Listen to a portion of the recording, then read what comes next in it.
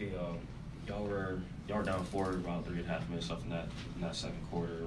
What do you feel like was the key to ending that first half? I think it was a 20-5 run. How did you guys control that second half? What was the question? You guys basically went on a 20-5 run to end the first half. Y'all were down with like 3.5 minutes in the game in the second quarter. Like, what was the key to closing the second quarter as well as you did? Yeah, I think just getting stops. You know, they got a few offensive rebounds, a couple of 50-50 balls that kept them in the game, some loose balls around the basket. And, getting some stops, we had to get out in transition, capitalize on some easy baskets. And then, just offensively, I thought we did a good job with our spacing. I thought, we made some shots, but, James, only having 12 assists, but he really could have had 20. He got a lot of passes at Daniel and Zoo around the basket where they got fouled. And then we got a lot of open threes as well, So just playing good offense, taking care of the basketball, only having 3 turnovers at halftime, And so when we take care of the basketball, we are a dangerous team. What did you talk about at halftime, and how did the team execute from there? Just continue to keep making quick decisions, make sure we get back out to spacing. We know this team, they love to protect the paint, so we got to make sure we don't go too deep and make the right play before we get into any traffic. And our guys did a good job of doing it all night. A month ago today, you guys were right in a 6-game losing streak. Just a month later, you guys won 12 of 15, 7 in a row. Big picture-wise, is this just a month into it? Is this about how you expected things to go? You think it would take a bit of time for everything to get together? Yeah, and we still got to continue to keep getting better. But, the progress is being made. The guys are putting in the work every single day. Like I said, whether it's, practice, which we haven't had a lot of, but the shoot-arounds, we've been really using those shoot-arounds to get better, each game, each shoot-around.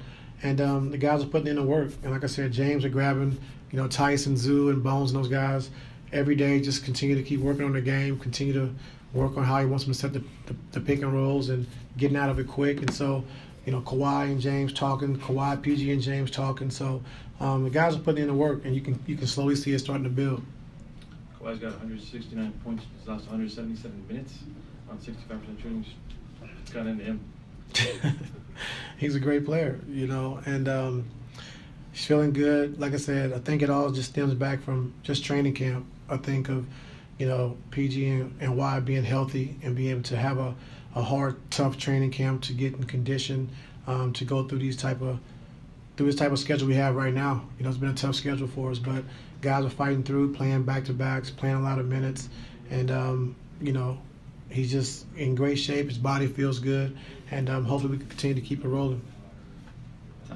Since you became coach, you've seen a lot of stretches where Kawhi's looked at this level or playing extremely well. Is the way he's doing it these last couple weeks any different, unique in any way to you than a standout compared to previous stretches? Yeah, I think the biggest difference is, he's actually, guarding the best players now. Usually we try to conserve him for, offensively, but he's been wanting to take that challenge. Like, man, y'all can put me on the best players, more, and so T-Man's done a great job of just starting the games, taking that responsibility, and then PG and Kawhi, taking over down the stretch. And so just to see the way he's guarding, he's able to move, and that means he's 100% healthy, and so he feels good. And we know he can score the basketball at a high rate and very efficient, but just defensively what he's being able to do is incredible. Which I know a couple years ago, I feel like you were joking that you showed a video of yourself to Zoo of you dunking. So yeah. Why can't you be like this? Yeah. What did you make of his first quarter dunk? It was all right. It was okay. He should have a lot more, though. And, Coach, James only 6 shots tonight. When he's less aggressive like he is tonight, but dishing out 12 dimes like that, do you look for him to kind of pick and choose his spots, or in kind of controlling the offense and controlling the pace, or do you want to kind of see him continue to be aggressive, look for a shot, but maybe try to get to the double-digit assists if guys are making shots? I don't think he was less aggressive. I think, one thing about James is he's going to make the right play 100 out of 100 times. And so if his shot is there, he's going to take it. And if the pass is available, he's going to make the pass. And so we came into the game knowing that New York has their guys, their bigs up. So it's not a lot of room to attack downhill and get to the basket. So he was making all the right passes, all the right plays. And like I said, he should have had 20 assists tonight, just how easy he was able to make the reads and make the passes. And, Zoo got fouled a couple of times. Like I said, Daniel got fouled a couple of times, a couple of open three-point shooters. And so, James is not really worried about scoring or points. He's just taking what the defense gives him every night, and we're able to capitalize on it. He made a look like a rotation change with Amir continuing to play with Paul coming back. How does Amir fit the second unit with how the team is playing as a whole? Just, like I said, Amir, he's always been one of my favorite guys. And, the year when PG and Kawhi were out, just seeing the steps he took every single game of getting better and better. And he was a big reason why we was 42-40 that season, when we missing Kawhi and PG.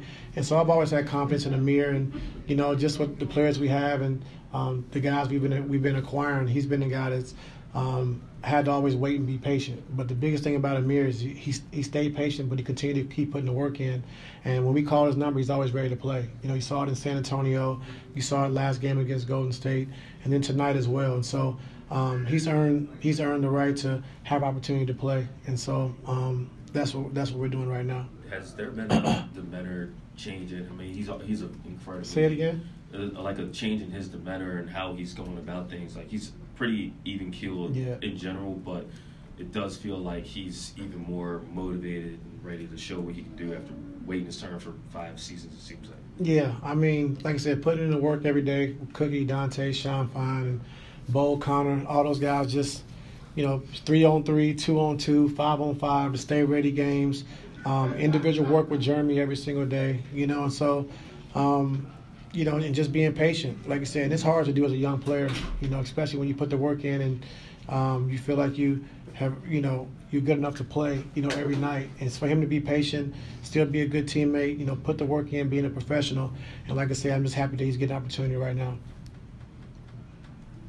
Ty, with you guys on a winning 7 straight right now, and you guys are winning a lot, is this what you envision in terms of everyone's roles on the team when you guys first acquired James Harden?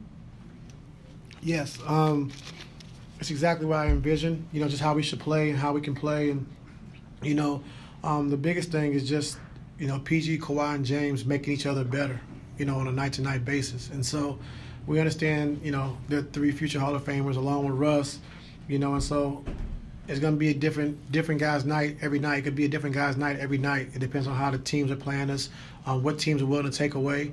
And so with that being said, we got 3 guys in that starting lineup that they have to make each other better and have to realize, like tonight, James, 6 shots, but, Kawhi, 12 for 16, had it going. PG, 11 for 18, had it going. So James is going to make all the right plays and all the right reads, and it was their night tonight, and so that's what we got to understand, and that's the sacrifice that we have to make if we want to be good.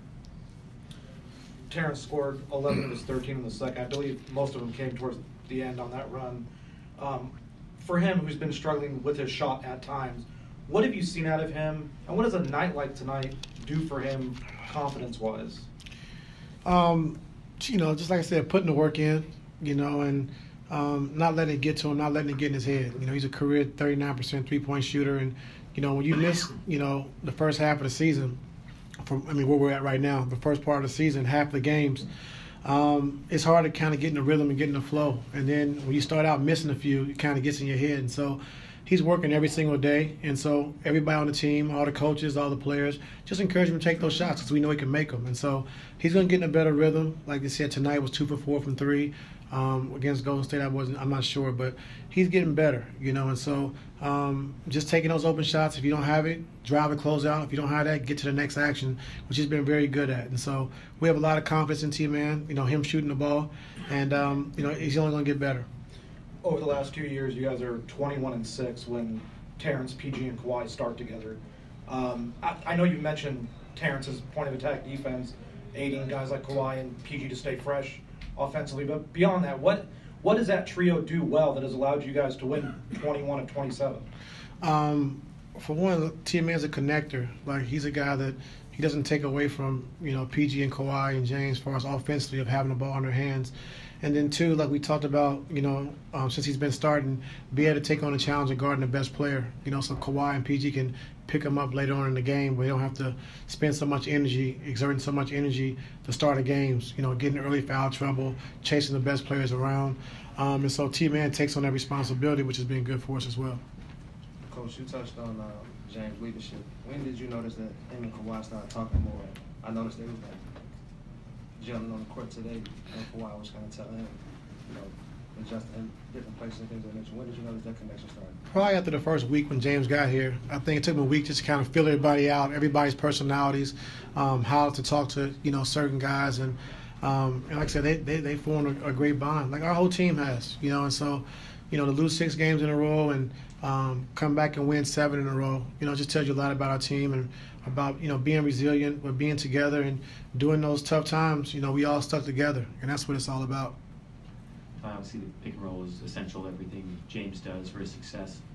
And you talked about many times the way even tonight, the way he's taken Zue aside, try to work on that.